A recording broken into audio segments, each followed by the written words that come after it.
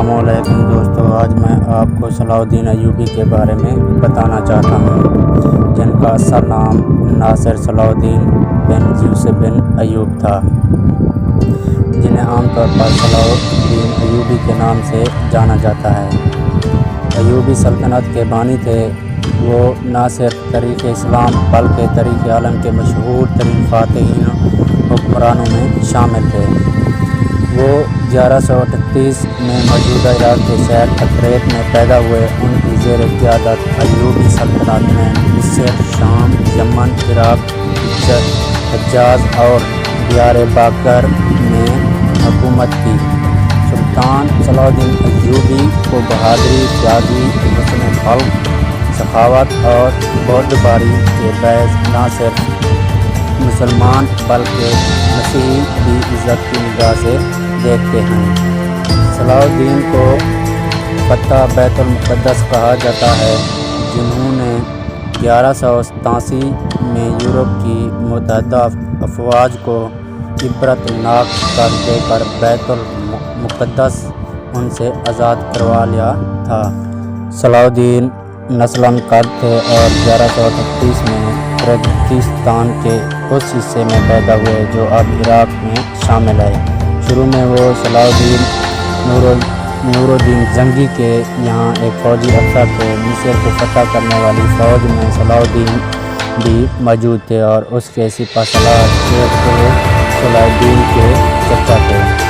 مصر فتح ہو جانے کے بعد صلاح الدین کو 564 ہجری میں مصر کا حاکم مقرر کر دیا گیا۔ اس زمانے میں 569 میں انہوں نے یمن بھی فتح کر لیا۔ نور الدین زنگی کے انتقال کے بعد صلاح الدین حکمرانی پر فائز ہوئے۔ صلاح الدین اپنے کارنامے میں نور الدین زنگی سے بھی آگے نکل گئے۔ ان میں جہاد کا جذبہ کود کود کر بھرا ہوا تھا اور بیت المقدس کی فتح ان کی سب سے بڑی خواہش تھی۔ مصر کے بعد صلاح الدین نے 1182 تک شام، موصل، حلب وغیرہ فتح کر کے اپنی سلطنت میں شامل کر لیے۔ اس دوران میں صلیبی سردار ریٹا لوڑا کے ساتھ 4 سالہ معاہدہ صلح ہو چکا تھا، جس کی روح سے دونوں ایک دوسرے کی مدد کرنے کے پابند تھے، لیکن یہ معاہدہ محض کاغذ اور رسمی تھا۔ صلیبی بدستور اپنی اشتعال انگیزیوں میں مصروف تھے اور مسلمانوں کے قافلوں کو برابر لوٹ رہے تھے۔ 1186 میں مسیحیوں کے ایک ایسے ہی حملے میں ریڈالیڈ نے یہ جسارت کی کہ بہت سے دیگر مسیح عمرہ کے ساتھ مدینہ منورہ پر حملہ کرنے کی غرض سے حجاز مقدس پر حملہ آور ہوا۔ صلاح الدین ایوبی نے ان کی سرگرمیوں کی روک تھام کے لیے اقدامات کیے اور فوراً ریڈالیڈ کا تعاقب کرتے ہوئے حطین میں اسے جا لیا۔ سلطان نے یہیں دشمن کے لشکر پر ایک ایسا آتش گیر مادہ ڈلوایا جس سے زمین پر آگ بھڑک اٹھی۔ چنانچہ اس آتشین ماحول میں 1187 کو حطین کے مقام پر تاریخ کی خوفناک ترین جنگ کا آغاز ہوا۔ اس جنگ کے نتیجے میں 30,000 مسیحی ہلاک ہوئے اور اتنے ہی قیدی بنا لیے گئے۔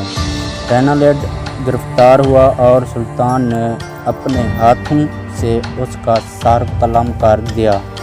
دراصل ریڈالیڈ حضرت محمد صلی اللہ علیہ وسلم کی شان میں گستاخی کیا کرتا تھا اور سلطان ایوبی نے اسے اپنے ہاتھوں سے مارنے کی قسم کھائی تھی۔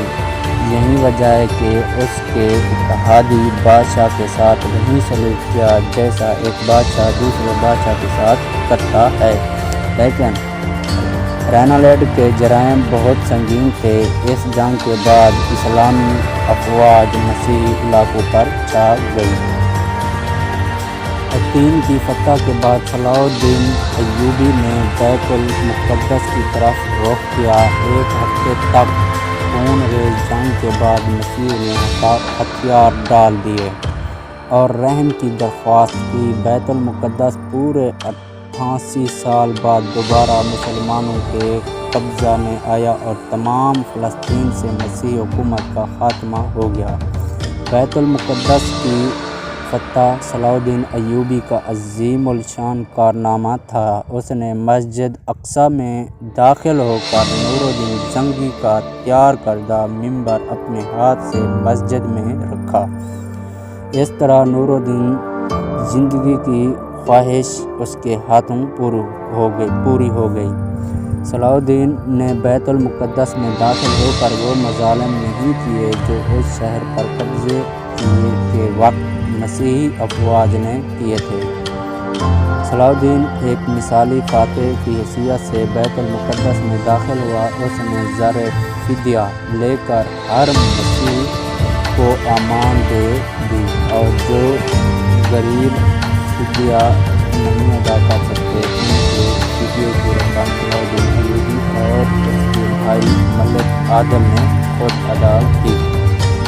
بیت المقدس پر فاتح کے ساتھ یروشلم کی وہ مسیحی حکومت بھی ختم ہوگی جو فلسطین میں 1099 سے قائم تھی۔ اس کے بعد جلد ہی سارا فلسطین مسلمانوں کے قبضے میں آ گیا۔ بیت المقدس پر تقریباً 761 سال مسلسل مسلمانوں کی حکومت رہی۔ 1948 میں امریکہ برطانیہ فرانس کی سازش سے فلسطین کے علاقے میں یہودی سلطنت قائم کی گئی اور بیت المقدس کا نصف حصہ یہودیوں کے قبضے میں چلا گیا۔ 1967 کے عرب اسرائیل جنگ میں بیت المقدس پر اسرائیلیوں نے قبضہ کر لیا۔ جب بیت المقدس پر قبضے کی خبر یورپ پہنچی تو سارے یورپ میں تہرام مچ گیا۔ ہر طرف لڑائی کی تیاریاں ہونے لگی۔ جرمنی، اٹلی، فرانس اور انگلستان سے فوجیں فلسطین روانہ ہونے لگی۔ انگلستان کا بادشاہ رچرڈ جو اپنی بہادری کی وجہ سے شیر دل مشہور تھا، اور فرانس کا بادشاہ فلپ آکسیزکس اپنی فوجیں لے کر فلسطین پہنچے۔ یورپ کی اس متحدہ فوج کی تعداد 6 لاکھ تھی۔ جرمنی کا بادشاہ فریڈرک بھی اس مہم میں ان کے ساتھ تھا۔ مسیحی دنیا نے اس قدر لاتعداد فوج ابھی تک فراہم نہ کی تھی۔ یہ عظیم الشان لشکر یورپ سے روانہ ہوا اور عکا کی بندرگاہ کا محاصرہ کر لیا۔ اگرچہ سلطان صلاح الدین ایوبی نے تنہا عکا کی حفاظت کے تمام انتظامات مکمل کر لیے تھے، لیکن صلیبیوں کو یورپ سے مسلسل کمک پہنچ رہی تھی۔ ایک معرکے میں 10,000 مسیحی قتل ہوئے، مگر صلیبیوں نے محاصرہ جاری رکھا۔ لیکن چونکہ کسی اور اسلامی ملک نے سلطان کی طرف دست تعاون نہ بڑھایا، اس لیے صلیبی ناکے بندی کی وجہ سے اہل شہر اور سلطان کا تعلق ٹوٹ گیا، اور سلطان باوجود پوری کوشش کے مسلمانوں کو کمک نہ پہنچا سکا۔ تنگ آ کر اہل شہر نے امان کے وعدے پر شہر کو مسیحیوں کے حوالے کر دینے پر آمادگی ظاہر کی۔ فریقین کے درمیان معاہدہ طے ہوا، جس کے مطابق مسلمانوں نے 2 لاکھ اشرفیاں بطور تعاون جنگ ادا کرنے کا وعدہ کیا، اور صلیب اعظم اور 500 مسیحی قیدیوں کی واپسی کی شرط طے کرتے ہوئے مسلمانوں نے ہتھیار ڈال دیے۔ مسلمانوں کو اجازت دی گئی وہ تمام مال اسباب لے کر شہر سے نکل جائیں، لیکن رچرڈ نے بدعہدی کی اور محصورین کو قتل کر دیا۔ عکا کے بعد صلیبیوں نے فلسطین کی بندرگاہ اسقلان کا رخ کیا۔ اسقلان پہنچنے تک مسیحیوں کا سلطان کے ساتھ 11-12 بار مقابلہ سب سے اہم معرکہ ارسوف کا تھا۔ سلطان نے جواں مردی اور بہادری کی مثالیں پیش کی، لیکن چونکہ کسی بھی مسلمان حکومت بالخصوص خلیفہ بغداد کی طرف سے کوئی مدد نہ پہنچی، لہٰذا صلیبی وہاں پہنچے تو انہوں نے اینٹوں کے ڈھیر کے سوا کچھ بھی حاصل نہ ہوا انہیں۔ اس دوران میں سلطان نے بیت المقدس کی حفاظت کی تیاری مکمل کی، کیونکہ اب صلیبیوں کا نشانہ بیت المقدس تھا۔ سلطان نے اپنی مختصر فوج کے ساتھ اس قدر عظیم لشکر کا بڑی جرأت اور حوصلے سے مقابلہ کیا۔ جب فتح کی کوئی امید باقی نہ رہی تو صلیبیوں نے صلح کی درخواست کی۔ فریقین میں معاہدہ صلح ہوا، جس سے تیسری صلیبی جنگ کا خاتمہ ہوا۔ اسی صلیبی جنگ میں سوائے عکا شہر کے مسیحیوں کو کچھ بھی حاصل نہ ہوا اور وہ ناکام واپس ہوئے۔ رچرڈ شیردل سلطان کی فیاضی اور بہادری سے بہت متاثر ہوا۔ جرمنی کا بادشاہ بھاگتے ہوئے دریا میں ڈوب کر مر گیا اور تقریباً 6 لاکھ مسیحی ان جنگوں میں کام آئے۔ معاہدے کے جو شرائط اس وقت بیان کیے گئے ہیں وہ مندرجہ یہ ہے: بیت المقدس بدستور مسلمانوں کے پاس رہے گا، ایک معاہدہ ان کا یہ تھا، اور دوسرا یہ ارسوف، حیفا، یافا اور عکا کے شہر صلیبیوں کے قبضے میں چلا جائے گا، اور تیسرا معاہدہ ان کا یہ تھا کہ اسقلان آزاد علاقہ تسلیم کیا گیا، اور چوتھا جو ان کا معاہدہ تھا وہ یہ تھا زائرین کو آمد و رفت کی اجازت دی گئی، اور آخری جو ان کا معاہدہ تھا وہ یہ تھا کہ صلیب اعظم بدستور مسلمانوں کے قبضے میں رہی۔ تیسری صلیبی جنگ میں سلطان صلاح الدین نے ثابت کر دیا تھا کہ وہ دنیا کا سب سے طاقتور ترین آدمی ہے۔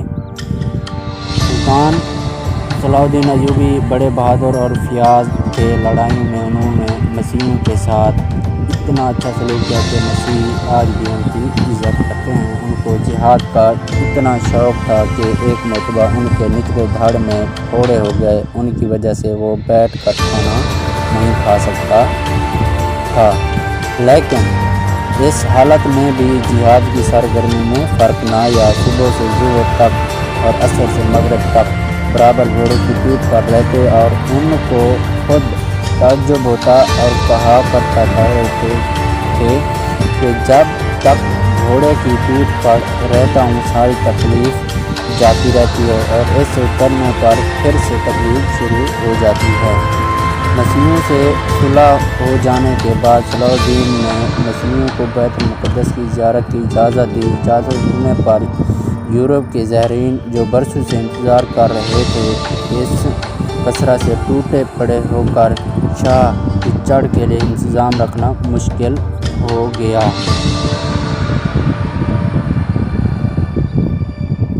کہ وہ اس کی تحریر اور اجازت نامے کے بغیر کسی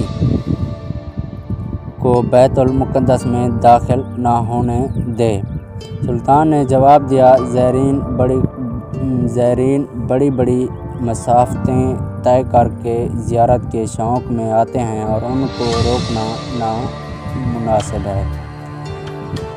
سلطان نے نہ صرف یہ کہ ان زائرین کو ہر قسم کی آزادی دی بلکہ اپنی جانب سے لاکھوں زائرین کی مدارات، راحت، آسائش اور دعوت کا انتظام بھی کیا۔ صلاح الدین کا غیر مسلموں سے سلوک عین اسلامی تعلیمات کے مطابق تھا، اور یہ اس کا ثبوت تھا کہ اسلامی حکومت میں غیر مسلموں کے حقوق بھی اس طرح محفوظ ہیں جس طرح مسلمانوں کے حقوق ہوتے ہیں۔ نور الدین کی طرح صلاح الدین کی زندگی بھی بڑی سادہ، ریشمی کپڑے کبھی استعمال نہیں کیے، اور رہنے کے لیے محل کی جگہ معمولی سا مکان ہوتا تھا ان کے پاس۔ سلطان ایک سچے اور کے مسلمان تھے۔ اس کے بعد سلطان نے قاہرہ پر قبضے کے بعد جب آپ نے فاطمی حکمرانوں کے محلات کا جائزہ لیا تو وہاں بے شمار جواہرات اور سونے چاندی کے برتن جمع تھے۔ صلاح الدین نے یہ ساری چیزیں اپنے قبضے میں لانے کی بجائے بیت المال میں داخل کرا دی۔ مالات کو عام استعمال میں لایا گیا اور ایک محل میں عظیم الشان خانقاہ قائم کی گئی۔ فاطمیوں کے زمانے میں مدرسے قائم نہیں کیے گئے۔ شام میں تو نور الدین تنگی کے زمانے میں مدرسے اور شفا خانے قائم ہوئے، لیکن مصر اب تک مرہون تھا۔ صلاح الدین ایوبی نے یہاں کثرت سے مدرسے اور شفا خانے قائم کیے۔ ان مدارس میں طلباء کے قیام و طعام کا انتظام بھی سرکار کی طرف سے ہوتا تھا۔ قاہرہ میں صلاح الدین کے قائم کردہ شفا خانے کے بارے میں ایک سیاح ابن جبیر لکھتا ہے کہ یہ شفا خانہ ایک محل کی طرح معلوم ہوتا ہے جس میں دواؤں کا بہت بڑا ذخیرہ ہے۔ اس نے عورتوں کے شفا خانے اور پاگل خانے کا بھی ذکر کیا۔ صلاح الدین سلطنت غوریہ کے حکمران شہاب الدین غوری اور مراکشی حکمران یعقوب المنصور کا اہم اثر تھا۔ بلا شبہ یہ تینوں حکمران اپنے وقت میں دنیا کے عظیم ترین حکمرانوں میں سے تھے۔ 599 میں صلاح الدین انتقال کر گئے۔ اسی شام کے موجودہ دارالحکومت مسجد امیہ کے نواح میں سپرد خاک کیا گیا۔ صلاح الدین نے کل 20 سال حکومت کی۔ موقع ابن خلقان کے مطابق ان کی موت کا دن اتنا تکلیف دہ تھا کہ ایسا تکلیف دہ دن اسلام اور مسلمانوں کا بھروسہ راشد کی موت کے بعد کبھی نہیں آیا۔ موجودہ دور کے ایک انگریز مورخ لین پول نے بھی سلطان کی بڑی تعریف کی اور لکھتا ہے کہ اس کے ہم عصر بادشاہوں اور ان میں ایک عجیب فرق تھا۔ بادشاہوں نے اپنے جاہ و جلال کے سبب عزت پائی اور اس نے عوام سے محبت اور ان کے معاملات میں دلچسپی لے کر ہر دل عزیزی کی دولت کمائی۔ صلاح الدین ایوبی کی قائم کردہ حکومت ان کے والد نجم الدین ایوبی کے نام پر ایوبی کہلاتی ہے۔ صلاح الدین ایوبی اگرچہ ایک دانشمند اور قابل حکمران تھے، لیکن وہ خود کو رواجی تصور سے آزادانہ آزاد